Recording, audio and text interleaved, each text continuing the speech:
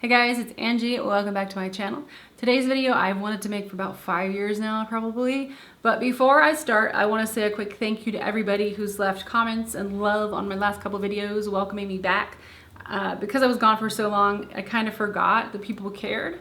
And it's just really heartwarming to see that little cockles in my heart are just thumping with love for you guys, because honestly, I have missed this place. So thank you for that.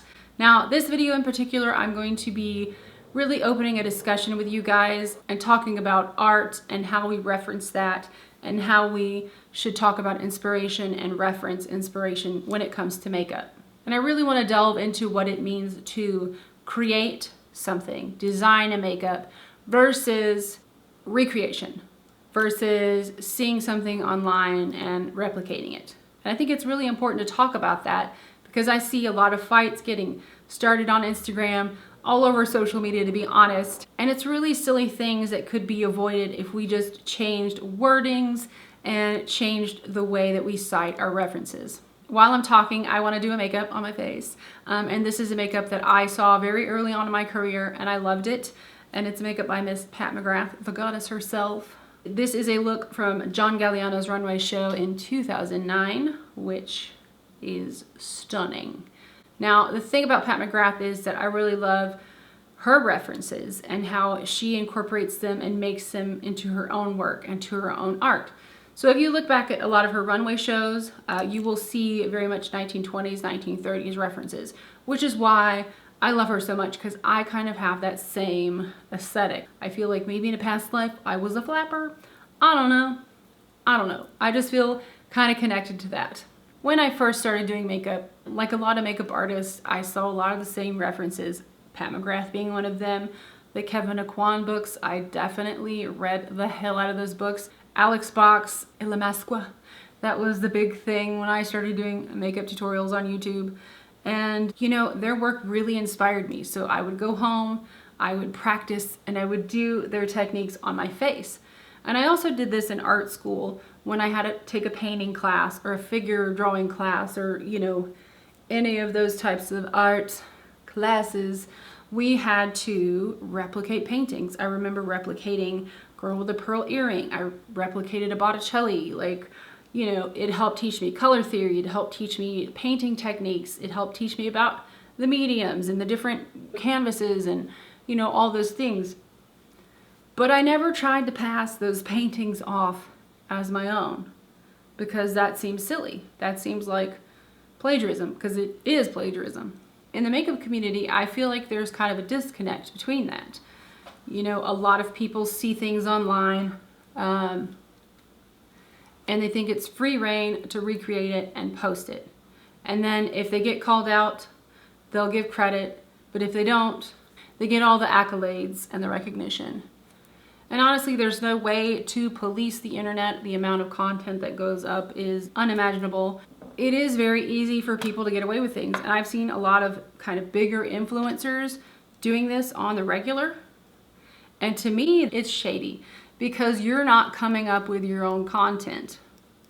You're not creating your own looks. You are replicating someone else's design and only giving them credit when you're called out. And I do think that's bullshit, because these people are making a lot of money, and they're making that money off of somebody else's ideas. There are different Instagram accounts that I follow that actually fight for copyright protection. And I've seen, like, Vlada MUA has won lawsuits, I believe, against Kylie Jenner and Kylie Cosmetics for copyright infringement. And I think more of that's going to start happening, especially when it comes to brands. And I do want to give you a personal experience of mine. I've had more than one, unfortunately, and there's not been much that I could do about them, because I am, you know, an independent artist. I don't have money for lawyers, or, you know, I don't have some huge corporation behind me. So when a company comes along and takes a design, you kind of have to be a little bit screwed over. What happened in this case to me is that a company, who I will not name, hired a makeup artist And it's unknown whether or not the makeup artist took my design or the company gave the makeup artist a reference. But needless to say, the makeup artist replicated my design on a model, and it's on packaging. Sold nationwide, probably internationally. And when I contacted the owner, I was told that I should be flattered. Flattered that you could have hired me to do my makeup. You could have paid me instead of telling me that I should be flattered. I've also had people take my actual face and put it on merchandise, which is creepy enough as it is, because why? Why? But after many times asking them to cease selling it, you know, you kind of lose track of it and you forget about it. And it's not like they're selling a ton of them, but it's really not the point. It's like nobody wants their image to be used to make money for somebody else. And that is something that I do want to talk about.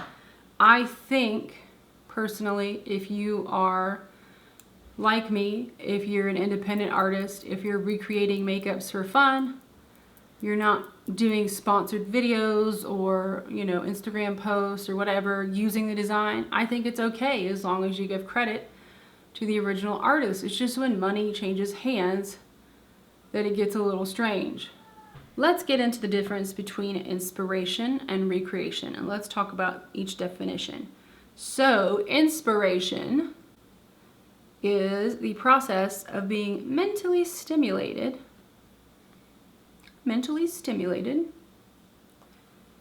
to do or feel something, especially something creative. So being inspired means that you were driven to do something, to create content, to come up with a new makeup look, to flex your creative muscles. Now, this is the thing that I think is most wrongly used when it comes to crediting makeup looks. People left, right, and center always say this work was inspired by such and such's work.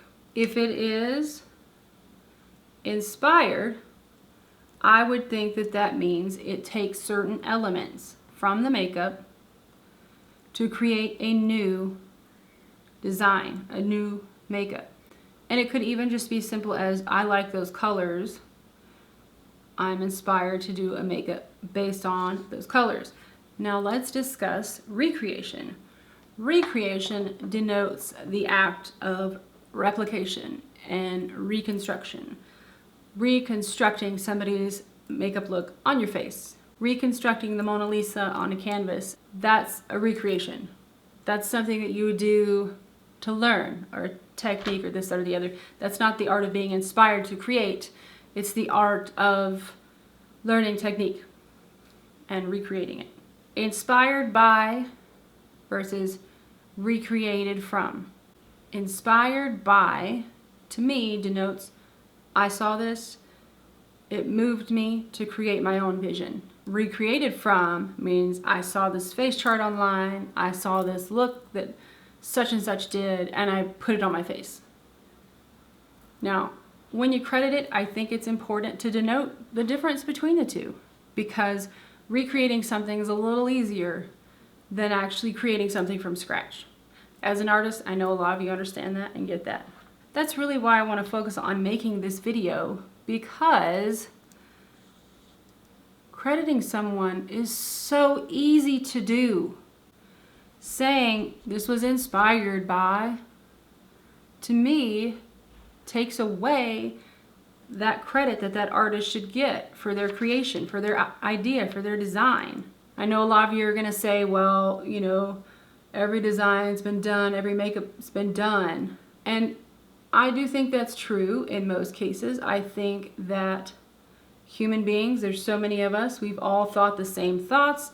We've all kind of come to the same conclusions, especially as artists. We've had the same visual stimulus. But the way that we interpret it is different, and it is unique to us. And I think that's why I think it's important to credit somebody if you're recreating their work.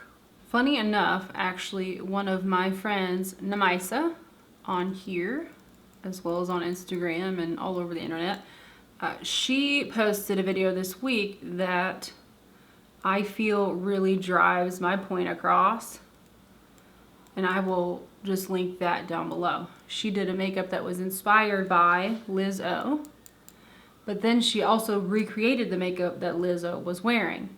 And I just thought that was a brilliant point and a brilliant way to kind of illustrate what I'm trying to say. And she was perfect. She gave the original makeup artist credit, said this was designed by Alex. And then she's like, well, this inspired me to create this. But creating your own stuff to me is really the whole point of being an artist and doing makeup. I hope other people get that, and not just, oh, if I do a colorful smoky rainbow just like such and such, then I'll get views just like such and such so I can release moldy lipsticks. Sorry for the shade. No, I'm not sorry for the shade. Just tired of seeing all that drama, you know?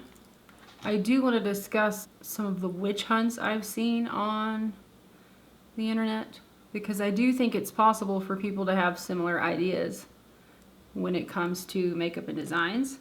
It's happened to me. Somebody came after me saying that I stole their design, and then they went and looked at my like who I was following on Instagram, and then tried to detective things together and make me feel like I was copying them because I followed the photographer and they posted a picture of them, even though I did the makeup 2 or 3 weeks before the photograph was posted.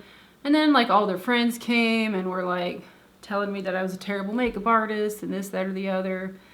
And honestly, it didn't bother me because I knew it wasn't true. I'd never seen this person or their work ever in my life. And I try to be respectful, but they just sent like an army, a mob mentality to come after me. And I'm like, you know what? You're blocked. You're wasting my energy, my time on something stupid. And in all honesty, our makeups didn't even look alike. I think maybe the person just wanted attention, if I'm being honest. But it's just sad that everybody blindly was like, oh, you copied such and such. And I'm like, well, first of all, the makeups don't look alike. The colors are different. Yours is drag makeup. Mine is inspired by more theatrical stuff. Like mine was blended out. Yours was not. So, you know, it's really easy to get caught in those kind of like, you copied such and you did this and you did that, and finger pointing and blaming things. And that helps the situation this much.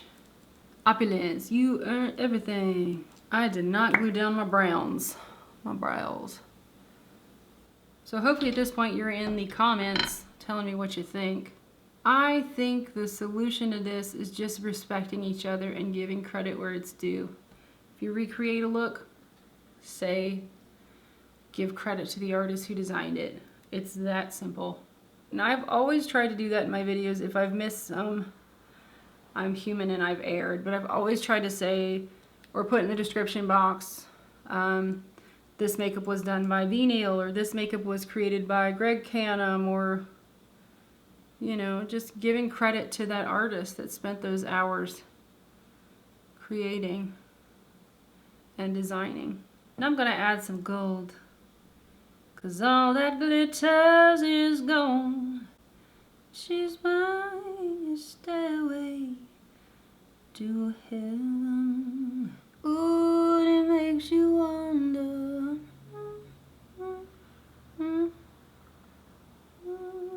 Gosh, I freaking love this makeup look.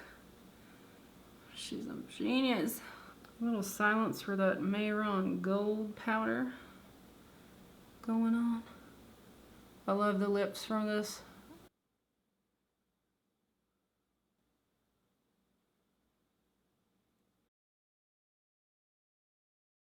Just gonna add some of this gold as well onto the lips, because it looks as though she has a gold bow of Cupid. Same as Powder Baby. I'm going to tease the ever-loving crap out of my hair now and put a little necklace on to give it that Galliano vibe, and then we'll finish up this video.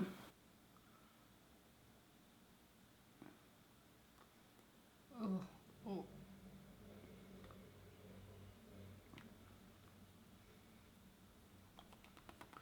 Gross. She definitely has the wet look on the skin. This necklace is not wanting to cooperate. It's too heavy.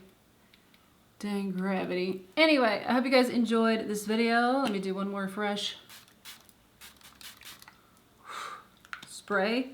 I guess that's what they did before the models went out on the runway because they all looked like soaking wet. Sheen for days and days for sheen. Feel free to leave any opinions you have on the matter below. I will also list all the products that I used in the info box.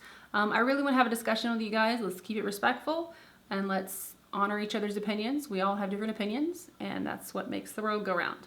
Thank you guys so much for watching, giving this video a thumbs up, subscribing, hitting the bell notification, and all that jazz. I will see you in my next video. Take care.